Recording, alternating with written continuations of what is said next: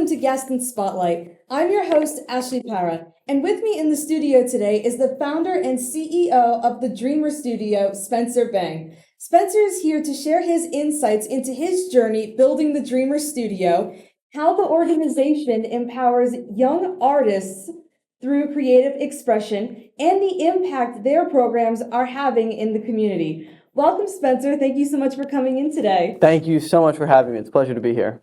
So to start us off, you've had a ton of experience in your field so far. Can you maybe give us a little bit about your background and what inspired you to create the Dreamer Studio? Yeah, for sure. So we'll take it all the way back to the beginning, okay? So I started acting when I was in third grade and then followed that path through to college. And after that point, I started writing and I started engaging in the filmmaking world.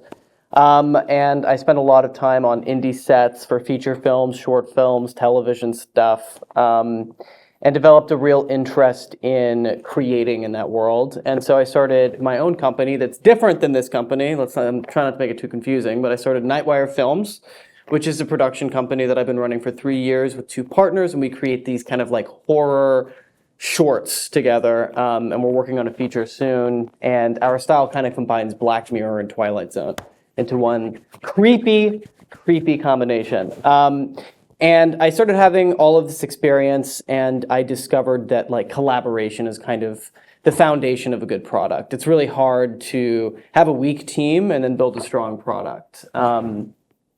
Likewise, it's harder to have a strong team and create a weak product. And so I started teaching classes that centered collaboration and would result in original work that was made in collaboration with young students. I started teaching these classes in New York. They started finding a lot of success at the different places they were at. And then I moved to Charlotte and brought all of that here and was teaching mainly in these private school settings and thought, wow, it would be really cool to like not only provide these classes to these elite institutions with kids that have, they just come from more affluent backgrounds. It'd be great to be able to provide these classes to kids that don't come from affluent backgrounds, but would arguably benefit more from these experiences. And so I started the Dreamer Studio as a way to access those communities so that I could provide the classes that I've been developing for years and years and years to these kids. And that is how Dreamer Studio came to be. Now, you did mention that you are a teacher at the Dreamer Studio, which I think is wonderful that kids are getting all of that hands-on experience. It's really a wonderful way to learn. Well, thank you. Do you have a particular program or class that you just really love to teach the kids? What a great question. Can I speak about 2 programs? Yes. I'm going to tell you about 2 programs I love to teach. One of them is called the Real Creator class. And in the Real Creator class, I collaborate with my students to create original 1 to 2 minute scenes that are filmed at the end of the 3-week intensive by a team of professional filmmakers that I work with in my professional work. And at the end of this 3-week intensive, they've learned how to collaborate effectively with their team, usually a small team of 2 people, but that's still a team.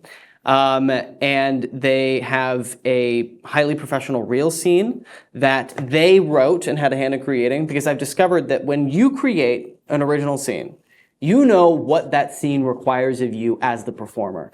You're not having to play a 80-year-old dude, you know what I mean? And you're stretching yourself to try to figure out, how do I even do that? You know the character you've written, you know what they need from you as a performer. And so we see that in the final products. They're just like well-performed scenes that demonstrate their unique personalities. So they have that.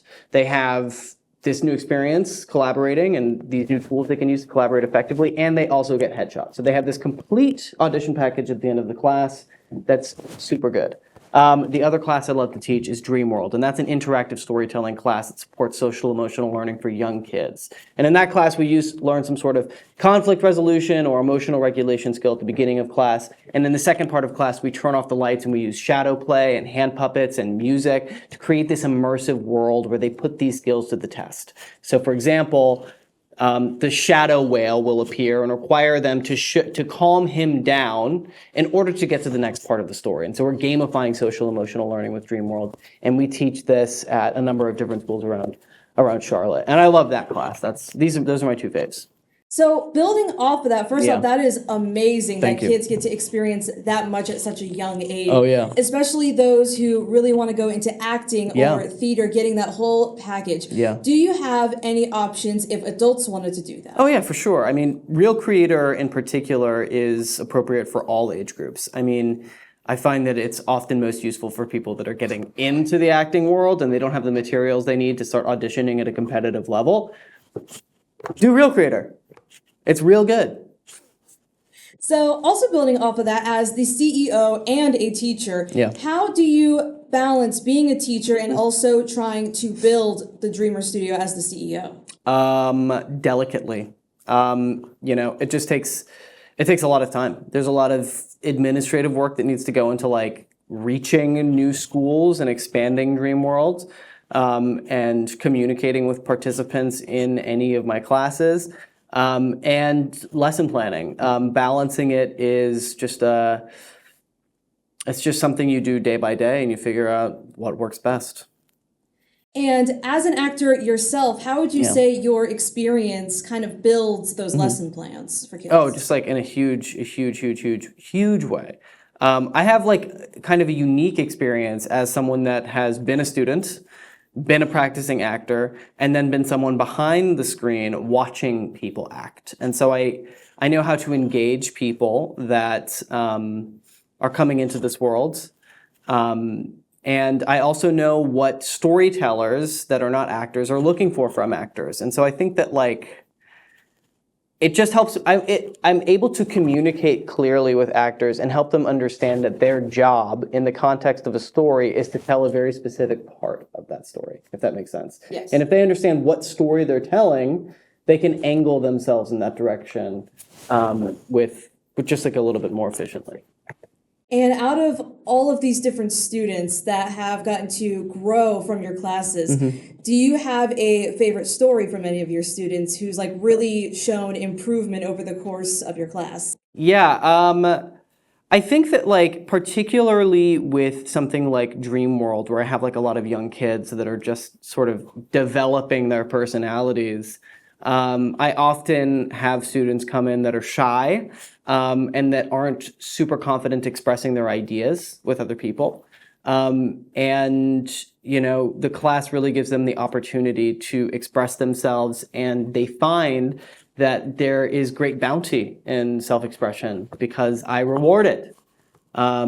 So I think that like, I don't know if there's like a single student that shines more than any of the others, but I can say generally speaking, watching kids and adults learn that their ideas and instincts are inherently right is just a really, really rewarding experience. Now, for those who can't really take a class right now or take any of your packages at the moment, is there Yeah. anything else that they can do to support your organization? Like, do you have any fundraisers coming up or any special events coming up in Charlotte? Well, thank you so much for asking that question. I do have a fundraiser right now for Real Creator. I'm raising money to offer Real Creator for free to kids in lower income areas. And you can find more about that on my Instagram, Studio the Dreamer, and I'll direct you over to that fundraiser. I'm really looking for business partnerships. If anyone's interested in supporting a local nonprofit, come over here. And then there are some events in the works, but they're in such an early stage, it would be irresponsible for me to talk about them at the moment. And do you have any big plans in the future after this fundraiser for the Dreamer Studio that you're really excited about so I have far? huge plans. Yeah, I mean, I want Dreamer Studio to become one of the leading providers of classes that center collaboration in creative work. I think that we've got really, really great programming. And I think that I'd love to just become sort of a mainstay here in Charlotte and a prominent voice in the teaching world. So, I mean, yeah, the plans are essentially just growth.